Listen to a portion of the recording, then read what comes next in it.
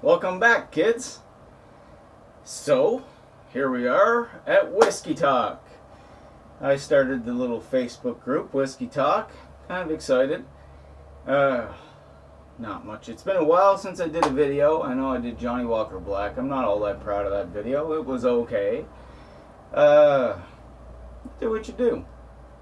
Had some work to do with video editing and things like that. It's a work in progress. These videos should get better over time, but it doesn't matter. What matters is the whiskey. And that's what we're here for. Today I am going to try a little sip of the GlenLivet 15.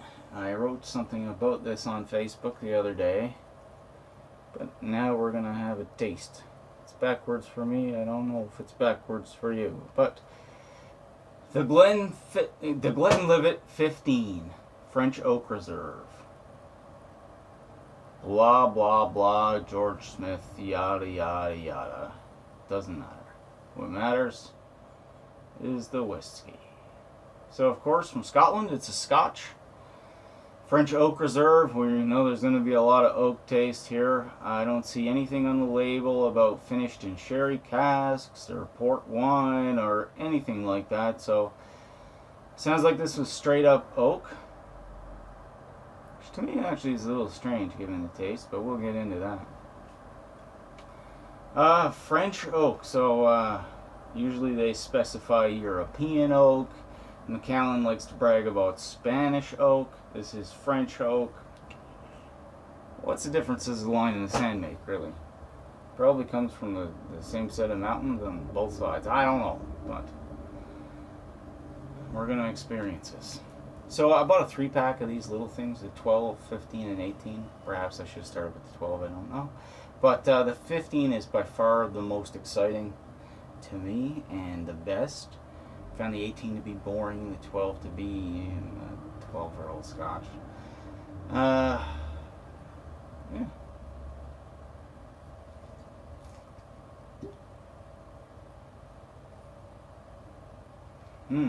So what's going on through my head now is this whole oak barrel thing. And this has got a spicy taste to it. From what I remember. I'll give you the straight up dope right now. Here we go. Whoo-wee! She's definitely got a strong alcohol nose to it for sure. But she comes through with the dark oaky taste, not a light. Raisins, dried fruit. A lot of people say that. And people who you know, most people are like, what the hell are they talking about? These dried fruit taste. It's a whiskey. Well, there is a bunch of different flavors that come through depending on a lot of different factors. How old it is, the type of wood, the process they used, etc., etc. Again, I'm getting rubbing alcohol, which is not a pleasing thing to me. Usually, the older it is, in my opinion, the less of a pungent rubbing alcohol smell taste you get. Yeah, I'm impressed with the smell right now. A lot of times you look for like a oiliness around the glass, and oily is usually better than not oily. I'm not sure why. I think it's because it's about how the flavor profile sticks to your tongue or something like that. Anyway, here we go. Having a sip.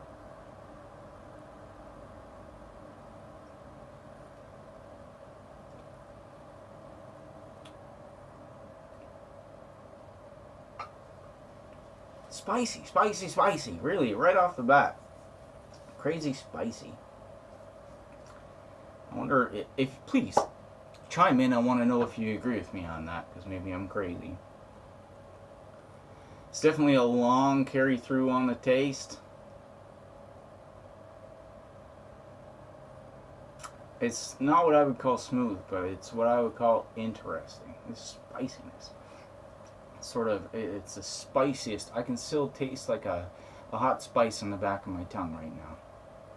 Yeah, I can feel the, the alcohol taste on there, but there's a definite spice to it. We're at 5 minutes. I'll try to keep this brief. Here's some water. Of course, you know what we do with the water. No ice on deck today. That's some straight up tap water. This, chime in on it please, is distilled water. Is that what I should be using or not? Great question, I don't know. Definitely we don't want it to be warm. If you're having water, you don't want it to be warm. You want it to be as like neutral as possible. So that's why I decided I'd go with distilled water. I had some, tried it in whiskey before, it works fine. So blah blah blah, I probably said this in the last video. The idea is to get it just a drop or two of water into the glass, so that ideally you take this from 40% volume alcohol by volume to 38%. That's what they say is when you get the smoothest taste profile. Jeez Louise, I watched too many of these YouTube videos. Maybe it'll drop too much, but drop too much is better than not a drop enough. Adding water to whiskey usually changes the taste a little bit. Try it out, see what you think. Generally speaking, in the high snobbery world of scotch and whiskey, ice is frowned upon. I mean, you wouldn't want to go to a real high-end scotch tasting and put ice in your scotches. It brings on too much water too fast, and you water down the taste profile. Like I say, you ideally want 38% alcohol, which, hey, it's good luck getting that on the money, right?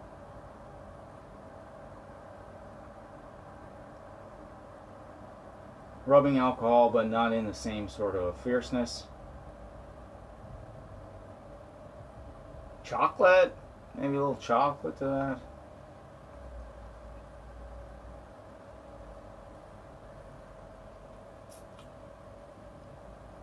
Warm, chocolate, spicy. Have you ever had those spicy chocolate bars? Wish I knew more about it. I didn't know I was going to talk about it. Somewhere I had a chocolate bar that had chili powder or chili flakes or something in it, and it was just a bit of spice, and it was delightful. You know, heartburn city, but delightful. That's what this tastes like. That's what this tastes like. I can't get over the spiciness. Like, there's one thing that stands out is spice. And you haven't even heard me talk about the oak taste. Which is not that... There's oakier whiskeys, that's for sure. That Macallan 12 I talked about on Facebook last time, that's oaky. Probably a fair amount of oak to that Black Label I reviewed last time. But this is called the French Oak Reserve. Like, they put chili in their oak in France or something?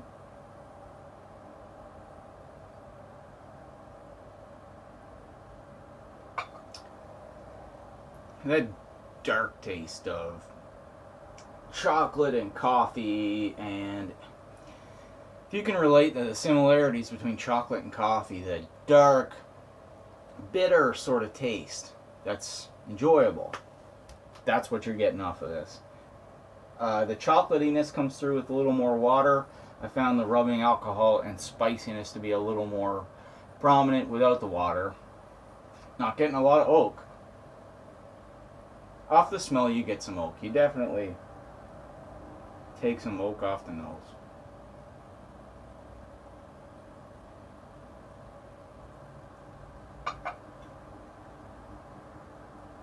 Not getting a ton of oak off the taste. Not a ton. It's there. I mean, hey, it's there. It's a whiskey. You're gonna taste oak, but it's not prominent like it is in other whiskey or scotch. The spiciness sticks out right in the front. Anyway, try it for yourself. Like I said on Facebook, I think this is a good scotch for a poker tournament or for a gaming night with some friends. Buy it if you're going to a party. Not what I would suggest for, it's not good enough in my opinion for a bachelor party or a wedding gift or a graduation gift or something like that.